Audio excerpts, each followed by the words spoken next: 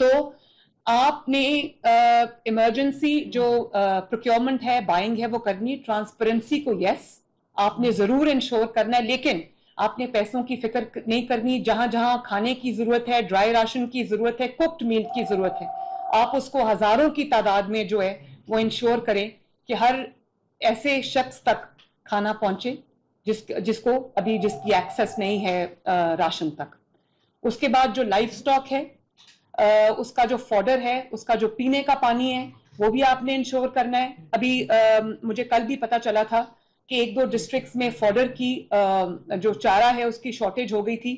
तो कहीं भी फॉडर की शॉर्टेज नहीं होनी चाहिए। जो इस वक्त डिस्ट्रिक्ट्स डिस्ट्रेस में हैं, उनके लिए अगर फॉडर की जरूरत है कहीं से, तो वो बाहर से मंगवा लें, अरेंज कर लें, मुझे इत्तला करें, वो हम इंशाल्लाह ताला इंश्योर कर देंगे। फिर आपकी जो रिहेबिलिटेशन की फेज है उस पर हम अभी नहीं आए, लेकिन जिन जगहों पे पानी रिसीड कर गए, वहां पे स्पेशली जो अस्पताल हैं, जो बेसिक हेल्थ यूनिट्स हैं, जो रूरल हेल्थ सेंटर्स हैं, या जो गवर्नमेंट के भी अस्पताल हैं, जहां पर अगर एक्सेस नहीं है पानी की इनंडेशन की वजह से, या कोई अगर हॉस्पिटल में जहां पे पानी है, तो उनका सबसे पहले जहां जहां वाटर रिसीड कर रहा है उनका डी वाटरिंग हमारी पहली प्रायोरिटी होनी चाहिए।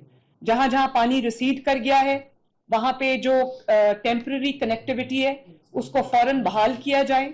उसके लिए आपको जो भी करना पड़े आप करें, ताकि राब्ते लोगों के ना टूटे, लोगों को तकलीफ ना हो।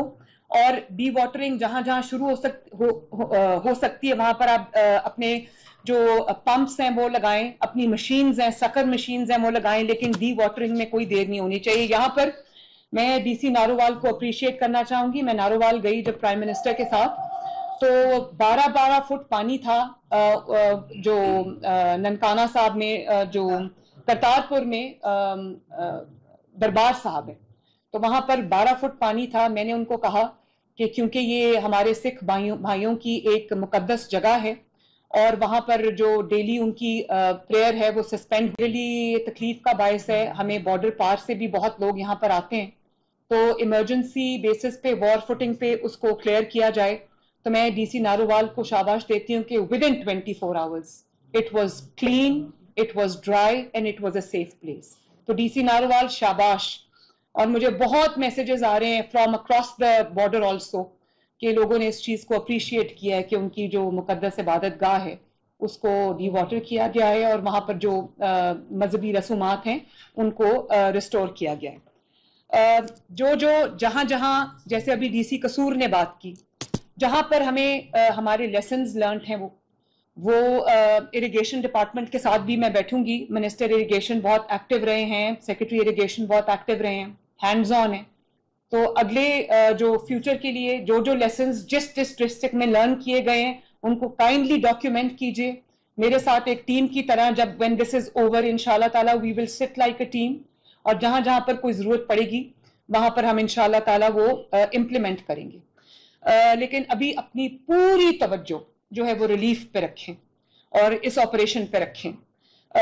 मैं यहाँ पर अपने जो पीडीएमए को और अपनी इरिगेशन डिपार्टमेंट को भी अप्रिशिएट करना चाहती हूँ कि बहुत टाइमली जो इन्होंने इंटरवेंशंस किए, जहाँ पे ब्रीचेस करनी थी कि आबादियों को बचाया डूबने से।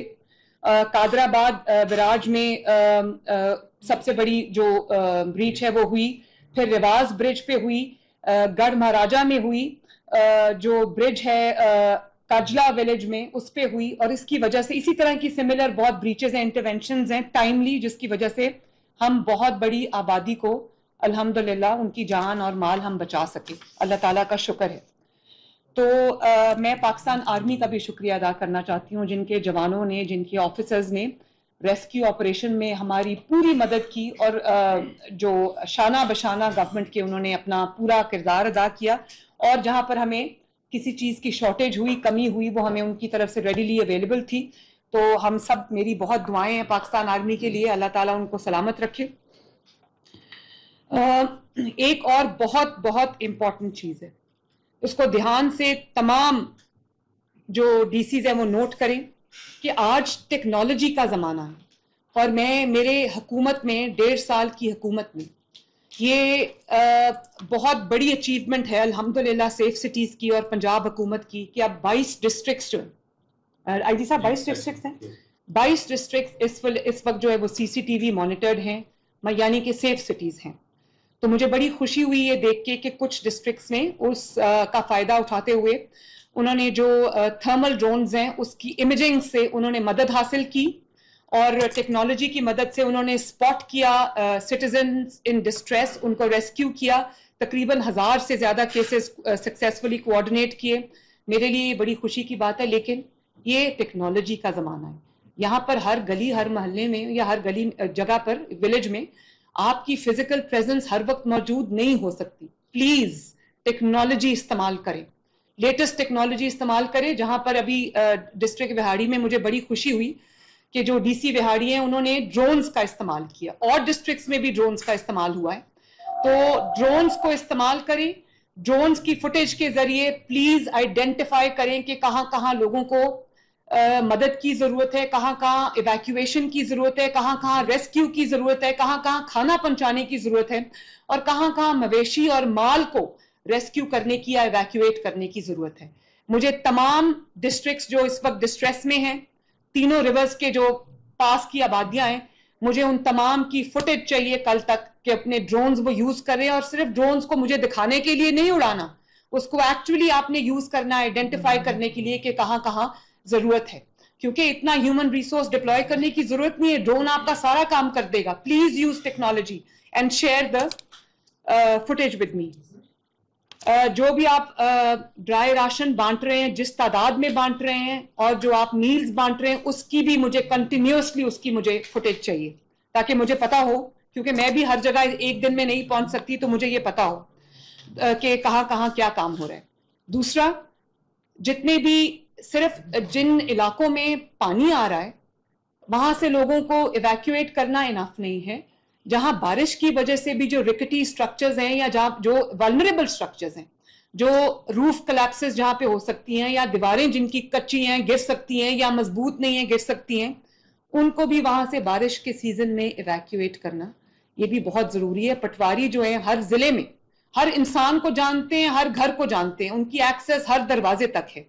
तो एक सर्वे क्विकली कंडक्ट कराएं कि जो स्ट्रक्चर्स इस तरह के हैं, जो लोगों के घर इस तरह के खुदा न खास्ता जो गिर सकते हैं, और स्पेशली जो अंडर कंस्ट्रक्शन साइट्स भी हैं वो भी वल्नरेबल होती हैं, तो उनकी एक लिस्ट बननी चाहिए, वहां से भी लोगों को इवैक्यूएट करना चाहिए, ताकि कोई भी जो जान है वो आज भी सुबह लाहौर में 2 लोग जो है वो उन जान से हाथ धो बैठे हैं क्योंकि उस घर की छत गिर गई थी।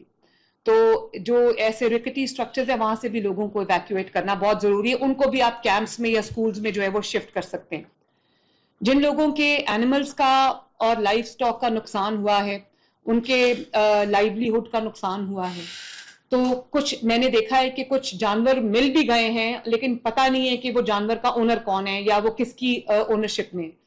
तो हर डिस्ट्रिक्ट को लॉस्ट एंड फाउंड का एक अपना डिपार्टमेंट फंक्शनल करना चाहिए, ताकि जो आपको जानवर जिसके बह गए हैं खुदा न खास्ता, या इधर उधर हो गए हैं, तो वो अपनी शिकायत जमा करा सके एसी ऑफिस में, और उसकी शिकायत का अजाला किया जाना चाहिए। और जो आपको जानवर मिलते, जो इस वक्त आपको लगता है कि उनका कोई ओनर सामने नहीं आ रहा, उसको भी अपनी कस्टडी में लेना, ताकि जब उसका ओनर मिल जाए तो उसको उसका जो माल मवेशी उसके हवाले करना, ये भी बहुत इंपॉर्टेंट।